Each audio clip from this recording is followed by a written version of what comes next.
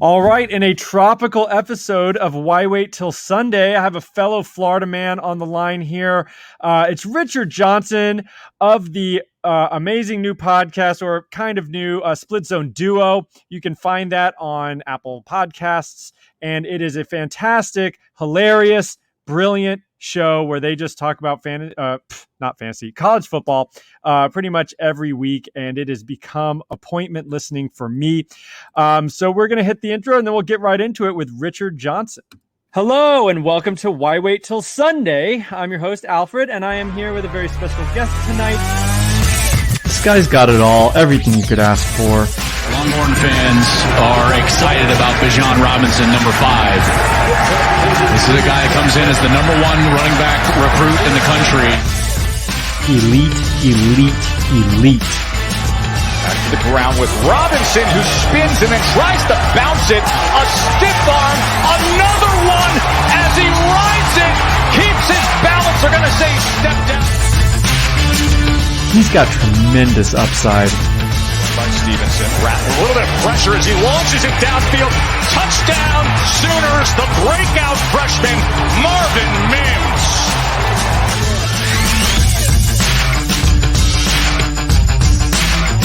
Ole Miss is so confused on defense. Lane Kiffin was trying to get a timeout. Instead, it's a first down, and it's a touchdown for defense.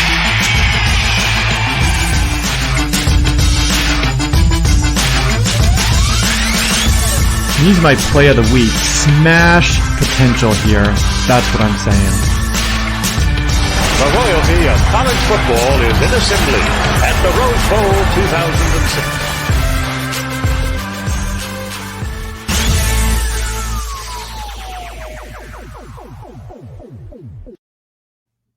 All right. We've got Richard Johnson. Hey, man, thanks for coming on to the show. How are you tonight? You're in, I guess it's warm in New York these days. Yeah, it's actually nice in New York these days. I'm in Brooklyn. I moved here, 4 years ago now. And I love living here. It's finally nice out. It like, people don't understand. The city gets really hot. I mean, it's like really like soupy, muggy hot. But for now, it's still nice summer for the time being. So I'm enjoying that. I was on my stoop earlier, moved in a new place May 1st. So been on my stoop and enjoying the outdoors. I have a grill for the first time since I lived here.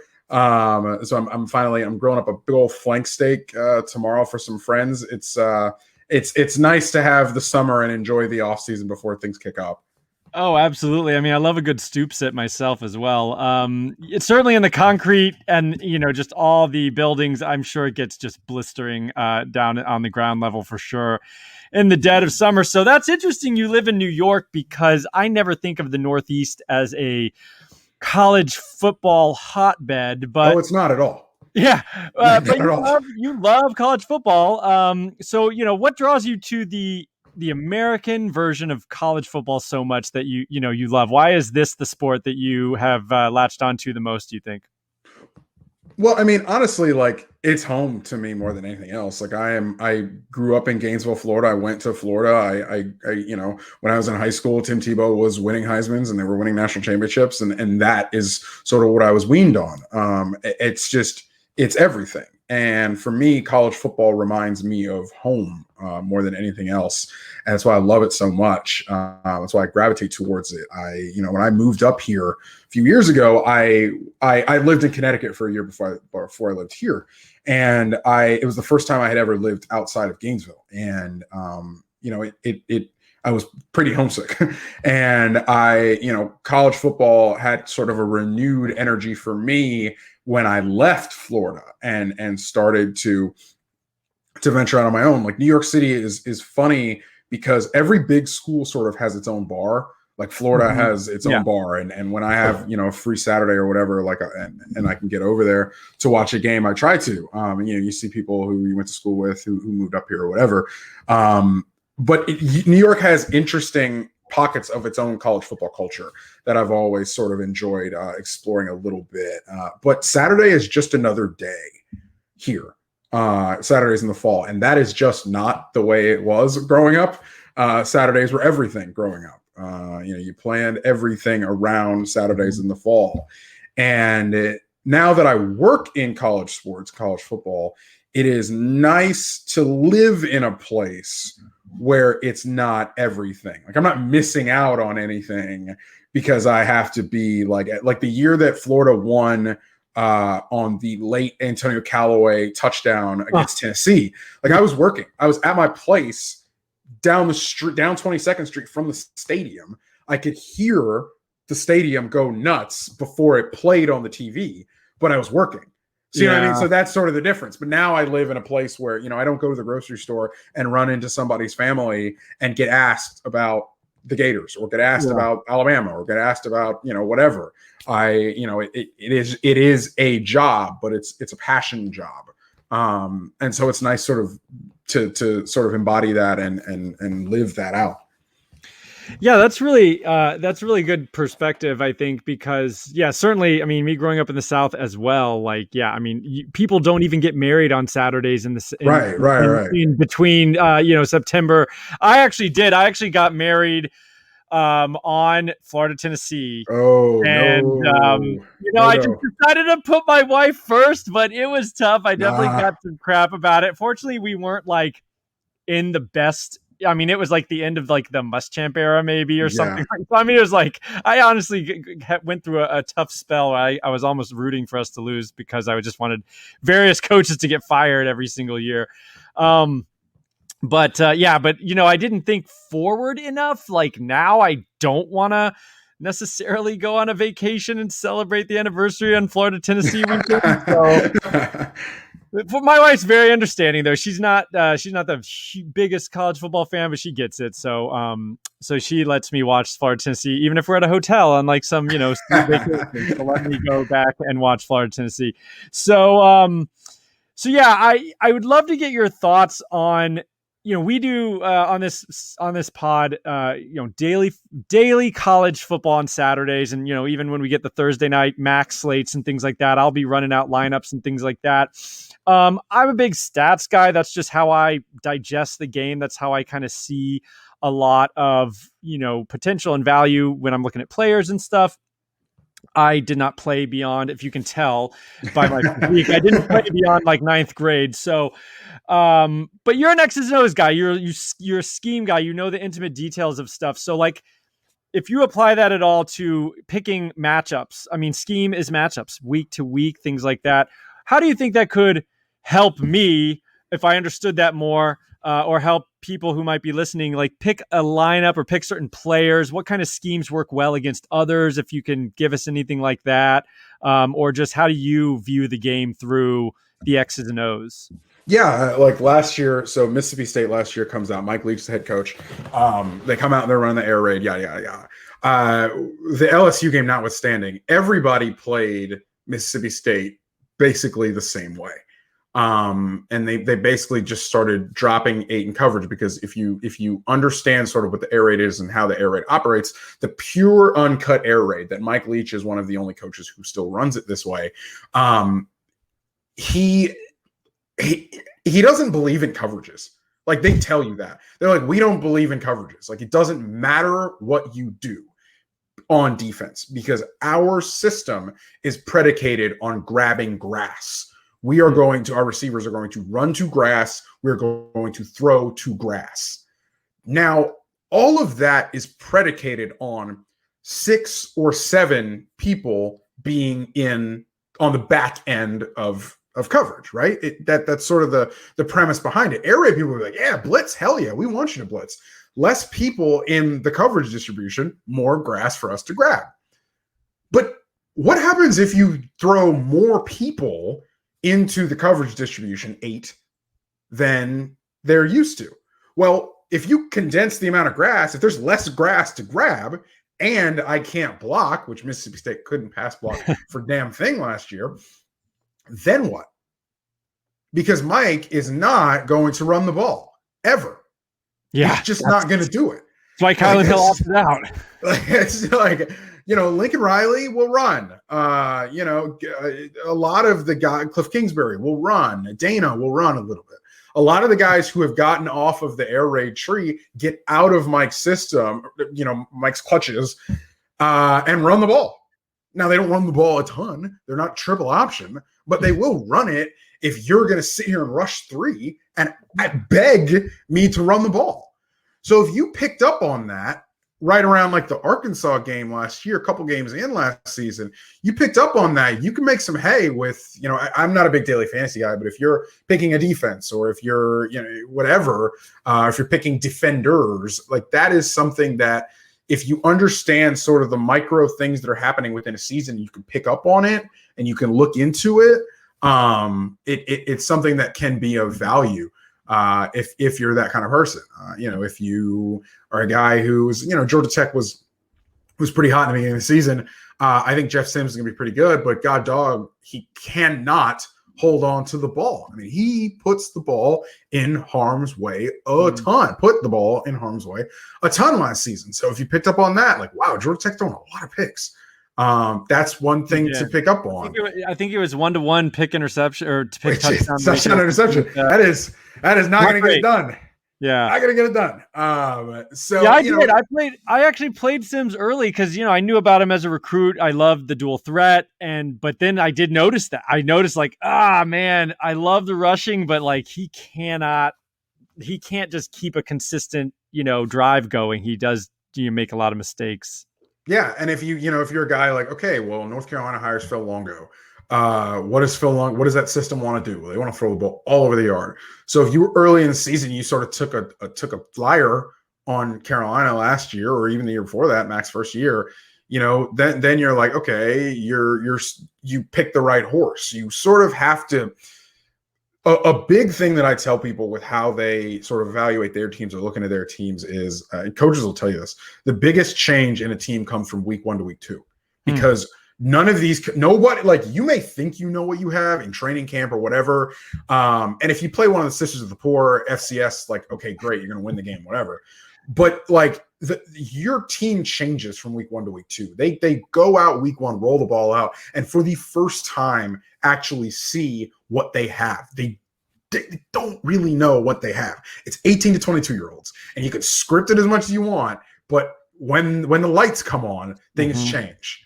And so that's another thing that I tell people. I'm like, if you're looking to evaluate or whatever, weeks 2, 3, 4, 5, that's really when you get a good baseline of what a team really is or what a team really can be.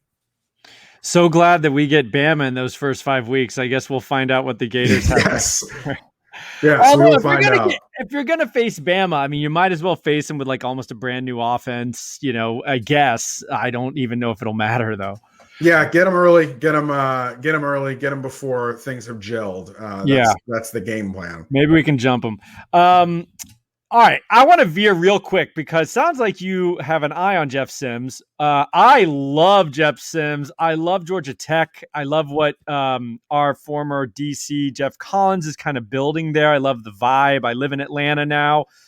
I like what he's doing. I think he's kind of creating something here. A difficult place to do it. He's going to have to recruit against UGA and Kirby Smart, but give me some thoughts on Georgia Tech? I know I didn't have this on the show sheet, but if you have an eye on Jeff Sims, you must have some thoughts.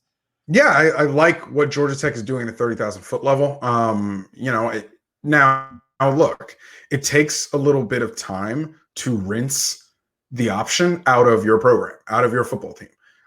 Georgia Tech is a football team that really, really, really needed a full off season last year. They really needed 9 months to get into the weeds and figure out what they wanted to be. Obviously, they did not have that. So this year, it remains to be seen what leaps they can have. I do think they need to beat somebody this year.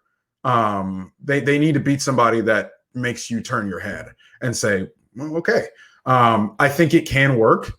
I think it will work if Jeff Collins is given enough time. But like I said, they don't beat somebody this year. I don't know how much time he's going to get. I don't know if people will give him a mulligan for 2020. I think Jeff Sims has a live arm. I think he's wildly talented, but he does not put the ball in the right place. Or I should say sometimes fails to put the ball in the right place. And some fairly catastrophic results come from that.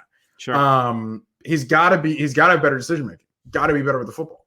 But yeah, I look at Georgia Tech and I say, why not? Why not Georgia Tech? Why? Someone else has got to figure it out in the ACC. Someone else has got to figure it out. It doesn't look like it's going to be Florida State soon. Miami is Miami. So, why not? Why not a North Carolina? Why not a Georgia Tech? Why not a Virginia? One of those other teams has got to step up and take sort of that side of the league by the scruff of the neck. Well, I mean, yeah, you would think that Georgia Tech would be primed for it. I know they're coming out of the option, which is a whole disaster in terms of, building a real program. I mean, it's kind of a Band-Aid, but, I was talking to a guy from 24/7 Sports last week on the show, and they, from a recruiting angle, they've actually added Georgia to kind of the big three of California, Texas, Florida. Oh yeah, it's there. It's absolutely there. They're in a hotbed state. I mean, they are. It absolutely is. But the thing is with Georgia Tech is, okay, who are you? Well, it's not even that. It's who are you getting at Georgia Tech that Georgia wants? Right. At the end of the day, now, are you going to finish number 2 in the recruiter rankings in year 2, 3, full cycle? Probably not. Okay, that's fair. But can you pip Georgia at the line on signing day for this receiver or that lineman? Like a couple, and start to build something. I think Georgia Tech will benefit from Auburn needing to figure some things out in recruiting, which is how I put that delicately. Auburn wants to recruit well in that Atlanta area. They did not do that over the last couple of years with Gus Malzahn. It's one of the reasons Gus Malzahn does not have a job right now. Brian Harsin, I would not expect Brian Harsin to come in and recruit the Atlanta area, the immediate area, like gangbusters. I think they're going to take a more national approach, which makes sense given the staff that they have and the connections that they have. There's opportunity there for a Georgia Tech, but you have to seize it. Yeah, well, I'd love to see that. I've always liked their aesthetic a lot, and I'm anti-Georgia, so that would be great if Georgia Tech did something. All right, so we got some interesting coaching changes. I think I'd love to talk to you about. I think this does filter down into what I'm doing with the daily fantasy stuff, because I think there's some opportunity for some undervalued kind of explosive offenses potentially. So I want to give you a chance to talk about your feelings on Kansas University and Lance Leipold coming in from Buffalo, who just ran gangbusters all over the I guess they're in the MAC. They're part of MAC, I believe. Yeah. So ran all over the MAC. Can he run all over the Big 12, or at least a little bit over the Big 12? I mean, I think we're going to find out. He's got to get the linemen in. You can't do what he wanted to do with the zone-based running scheme without the linemen, particularly when he wanted to get guys when he wants to run sort of that inside zone stuff and he wants to be really physical and he wants to get a vertical push interior offensive line. You've got to have guys who can do that. I think there's opportunity to do that, particularly with how the Big 12 is trending towards this tight front, 3 safeties high type thing. I think the opportunity is there, but my question is this: you're not going to be able to just bludgeon teams like you could in the MAC.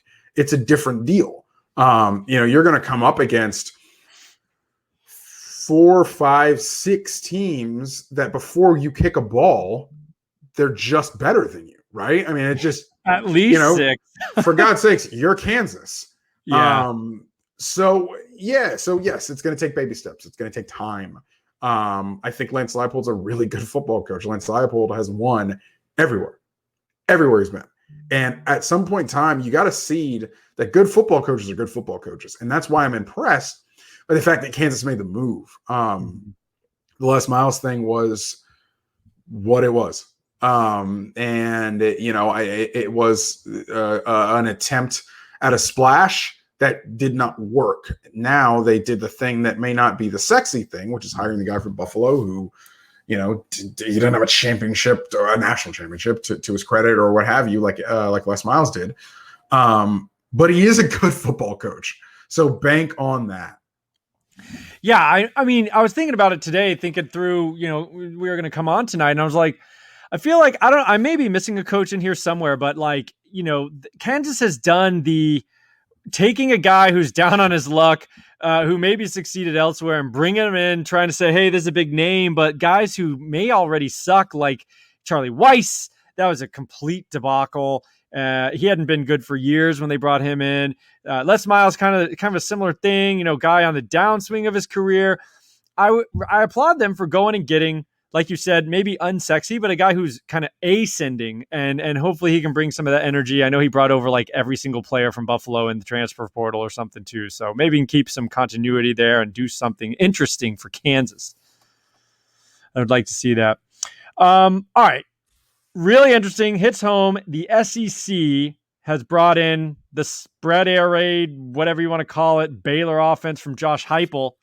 Can this thing work? It worked at Missouri for like a year and got Drew Lock drafted. How are they gonna win in the SEC East at least? I don't think you're going to know until we figure out what is going to happen with what the NCAA is going to do with sanctions that will come down on Tennessee. Whenever they do come down. Josh Heupel has a trigger in his contract that adds another year if they get sanctioned by the NCAA. That is how serious it is taken by Josh Heupel's representation. You ask some people around Tennessee what's going to happen. People are not very optimistic about what is going to happen. That's off the field. That's going to affect the players that you can get and the players that you can keep.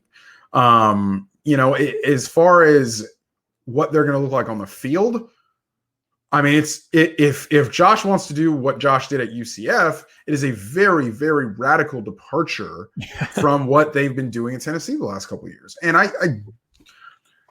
don't want to say they were building a bully at Tennessee. They wanted to build a bully at Tennessee. I don't know.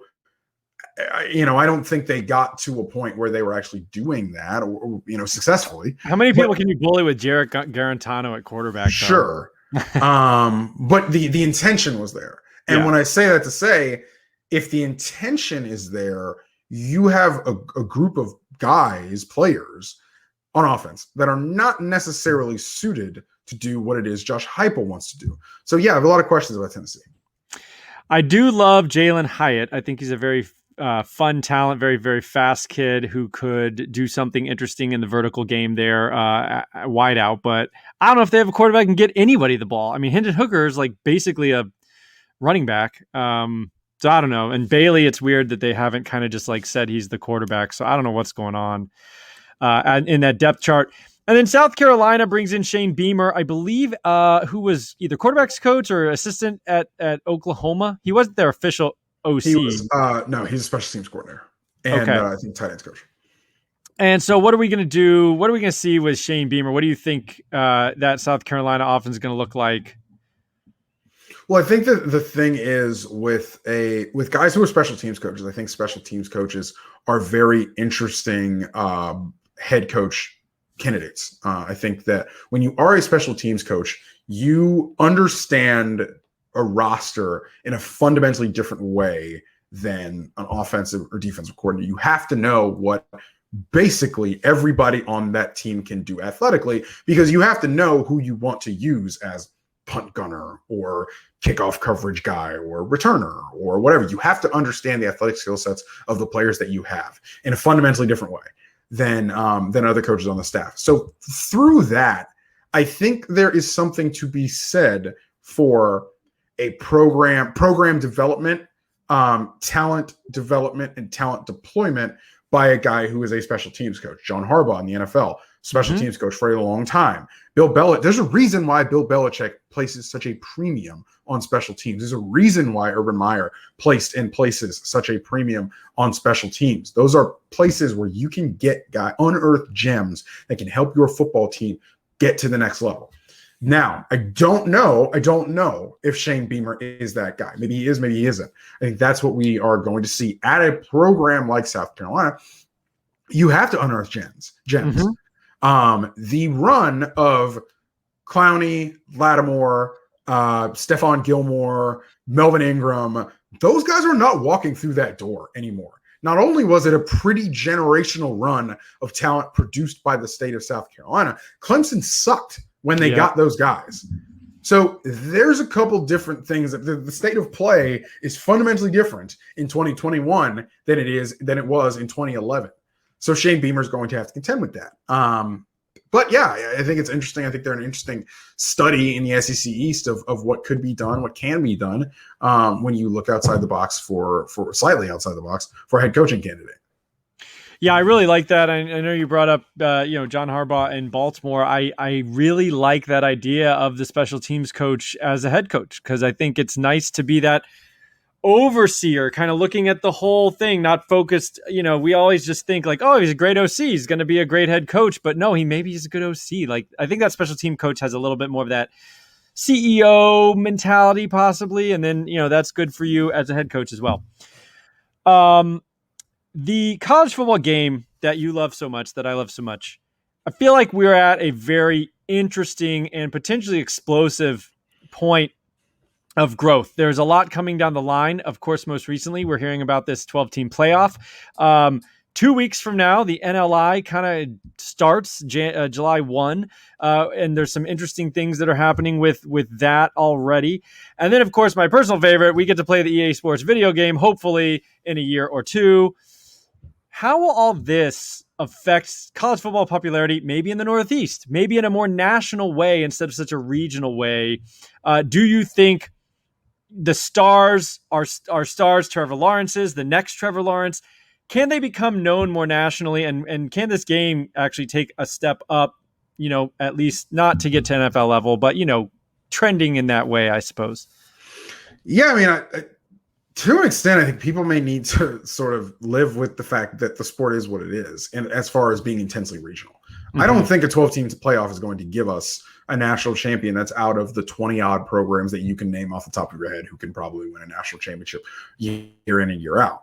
I do think it will give, obviously, it will give opportunity to a group of 5 teams. I think you'll see a group of 5 team who comes in ranked number 11 and get number 6 or number 7 in a first round game. I do think that's going to happen. But as far as now, like, I don't know, like, I don't really care, honestly, about that. I the sport is not dying. I know that, it's not what college basketball is. There are still, household names. There are still that it's still football. It's the United States of America. It's football, man. People are gonna watch it. And that's one of the things that I don't buy, that the sport's dying or it's on its last legs. I do think the playoff needed to expand. I think it's a good thing that it is going to expand fairly soon. As far as NLI goes, NLI will happen. It's the NCAA's fault that they are being feet held to the fire here. As far as this July 1st sort of floodgates opening where multiple states' NLI laws kick in. That is the NCAA's fault. They have nobody to blame but themselves for that. And so, but I do think the NLI future is, it should be the present. It should have been the present 30 years ago. Yeah. It deserves to happen. It should have happened, like I said, 30 years ago, but it's happening now. Okay. I think that the NLI is less important for Trevor Lawrence than it is Trevor Lawrence's backup. Why can't Trevor Lawrence's backup quarterback make TikToks and make money off his TikToks? Why not? Why can't a volleyball player go on Instagram? Why can't a swimmer go on and make cooking Instagrams? Or, why can't somebody model for Fashion Nova? Why can't somebody make rap songs and get money for that? Like, why not? It doesn't make any sense for these athletes, men and women, to not capitalize on their fame when they are at their most marketable, probably ever, because, as the NCAA loves to say, so many will go pro in something other than sports. So why can't they monetize the fame now? This is America. College sports are the only thing we tell you can't be exploited and can't exploit yourself and can't proselytize yourself. You can be exploited. Yeah. Like, it's the only industry in America that we don't let people just make money off of their likeness. It's ridiculous. Yeah. And if somebody in the band can make a $500 stipend for playing on the sidelines during the game, an athlete should be able to as well. Yeah. Well, I think you make a good point too. Maybe it's not the Trevor Lawrences of the world that are going to, see a lot, but I think it was some other podcast I was listening to talking about the volleyball player who wants to get a spot at a local car dealership to do a promo or something like that in their small college town that everyone thinks they're great or something like that. Yeah. I think Yeah. that's the kind of thing that we're going to see. And you're exactly right about, that volleyball player may never do anything in volleyball afterwards.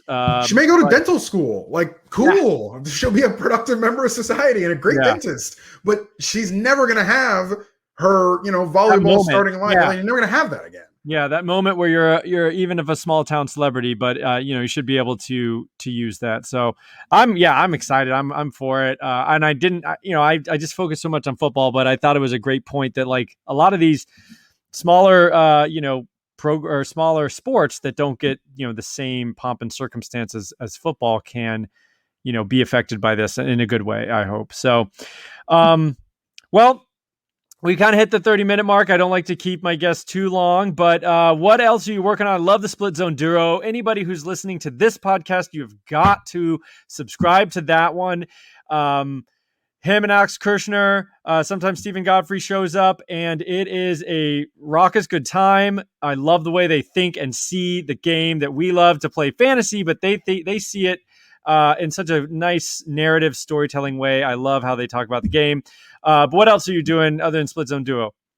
Yeah, so Split Zone Duo is the biggie, but I got some things cooking for closer to the season. As we get closer to the season, hopefully those things sort of come to fruition. I can't wait to announce those things. But Split Zone Duo is the main place you can find me every week, just about every week, and our Patreon as well. Split Zone Duo. We got a little Patreon arm that you can subscribe for any amount from $5 to $50 a month. You get bonus content from the show, and it's something that we love to produce and love to give people a little extra. So yeah, besides that's the thing I could talk about for now. But fun stuff coming as the football season goes on. It's funny, you don't start really having conversations about the football season with ad guys and sellers and that sort of stuff until, July, August. So as things start to kick up,